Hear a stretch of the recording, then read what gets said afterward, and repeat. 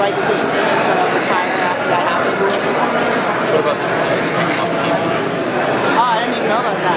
You really do have television. I do have television. I am like, I'm not reading the news. I'm not anything. Did you hear about the second drug test? Yes, I did hear something about something in that. They can test for exchange now? See, I'm totally out of it. That's so awesome. That you like 25 years ago.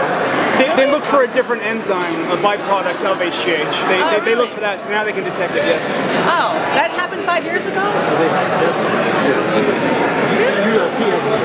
Oh, there's so much news going on. You're good at this, Ariel. I should look at your website more. MMAWeekly.com, everybody. Thank you. Over here. So he tested positive and he was taken on TV and talks and whatnot. I think that was the right call. From the TV side, I mean, I don't know. I can't really say. Chael's a friend, and I can't pretend to understand why. I'm not his employer. I'm not going to make this my business. But from how I really feel about performance-enhancing drugs, I mean, if you fail a PD in Olympic sport, you are out from the next Olympics, and then you can't even compete until after that. So it's up to an 8-year ban.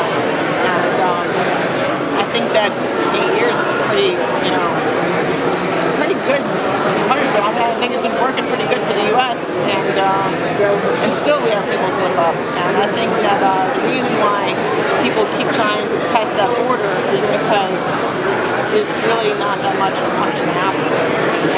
Pay a little bit of fine, take a year off. I mean, people take years off and go on vacation all the time.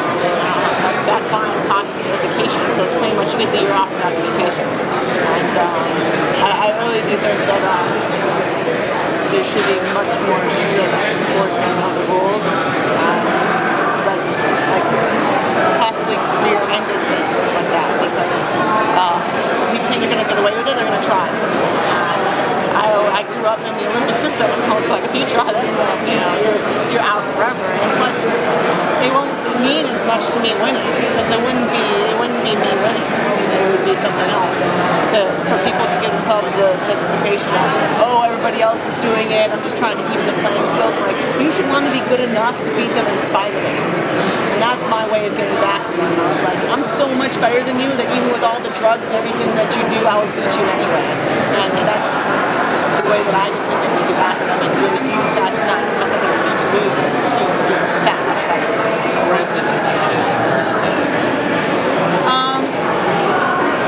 I don't think it's so big on the women's side, and I think that they also make much more of a difference on the women's side than the men's.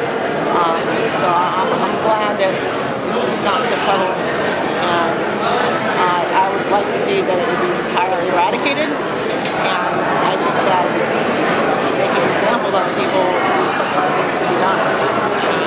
I've been doing drug testing since I was 14 years old. Random drug testing, everything under the sun. And I mean, you're a 14-year-old kid. You take all kinds of sinus medication and have all these kinds, but I'll pick a Flintstone vitamin off the floor. I don't know what, but I mean, I haven't had a slip up. People are like, oh no, things happen. I slipped and fell on a steroid. No, you don't slip and fall on a steroid. I've been being drug tested for, what was that, 13 years, right? 13 years, and U.S. anti-doping testing is more strict than anywhere else. So, I mean, I don't really buy it at all. People can come up with reasons, but I mean, even if I take like a small, like if I have some sort of therapy thing, like okay, we have to inject some sort of something into your knee or whatever for this thing, like I always get papers and I send it off. Like they know. I mean, you should just be overly cautious and inform everybody with what's going on. Would you read like the law after this thing, like if somebody's going to give you something, hey, you have a pull, take this.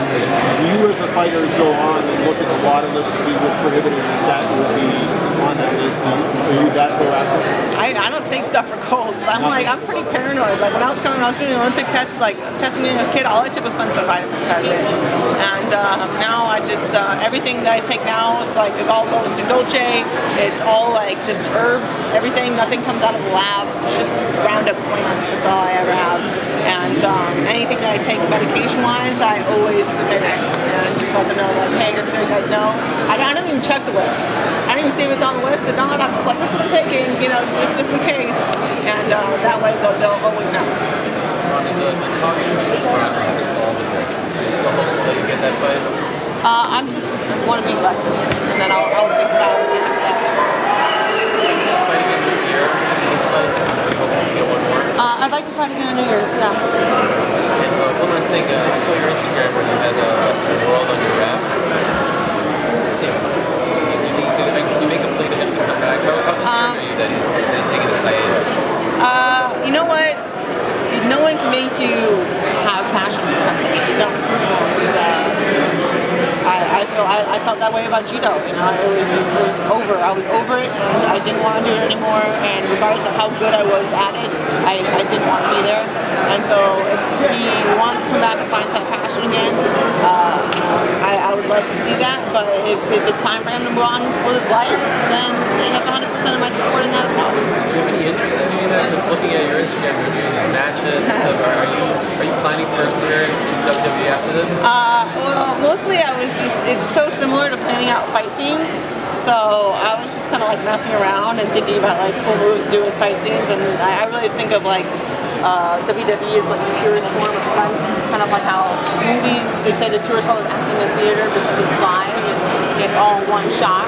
I feel like WWE is the same thing for stunt work, and I just kind of like try to borrow from them a little bit. I could steal some of their stunt work and throw it in a movie, and if an opportunity comes up to show up and be a guest host or whatever, it'd be pretty cool.